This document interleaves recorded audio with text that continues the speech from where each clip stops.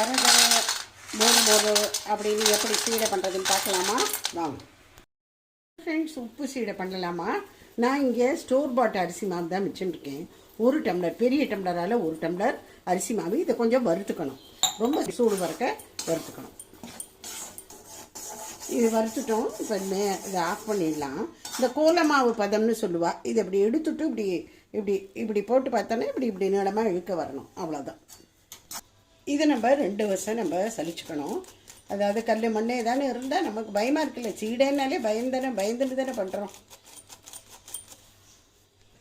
இது வறுத்து அரைச்ச உளுத்த மாவு. உளுத்தம் பருப்பை அப்படியே ரோஸ்ட் பண்ணிடணும். அப்புறம் நல்லா அதை இது பண்ணிட்டு வச்சுக்கணும், சலிச்சுட்டு வறுத்து அரைச்சி சலிச்சு வச்சுக்கணும்.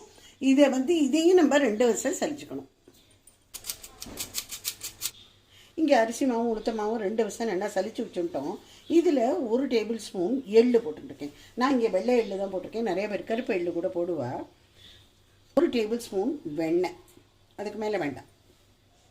ஒரு 1.5 டேபிள் ஸ்பூன் திருவின தேங்காய், ஃப்ரெஷ் கோகோனட். கரைச்சி வச்சுருந்தேன் பெருங்காயத்தை, அதை வடிகட்டிட்டு அது 1 டீஸ்பூன். இது உப்பு நான் ஜலத்தில் கரைச்சி வச்சுருந்தேன். இப்போ இதை வடிகட்டிட்டு இதை எத்தனை வேணுமோ அத்தனை இப்படி போட்டுக்கணும். இதை இப்போ நம்ம பிசைஞ்சு விடலாம். கொஞ்சம் கொஞ்சமாக தான் ஜலம் விட்டுக்கணும். இப்போ ஜலத்தை கொஞ்சம் கொஞ்சமாக விட்டு இதை தெளித்து இதை பிசையணும். இதை நல்லா வறுத்துட்டோம் இல்லையா அந்த மாவை, அதனால இது ஜலம் கொஞ்சம் நிறையா வாங்கும்.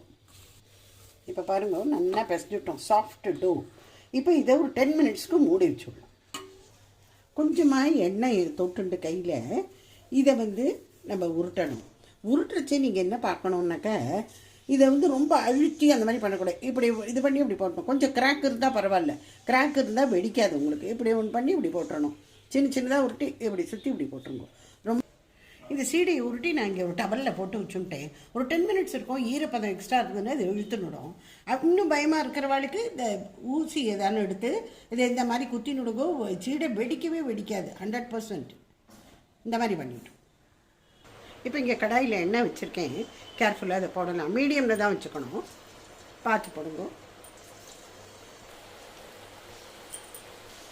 உடனே திருப்பக்கூடாது, 2 நிமிஷம் கழித்து நம்ம திருப்பி விட்டுருக்கோம். இப்போ நம்ம எடுத்து விடலாம். இது பாருங்க,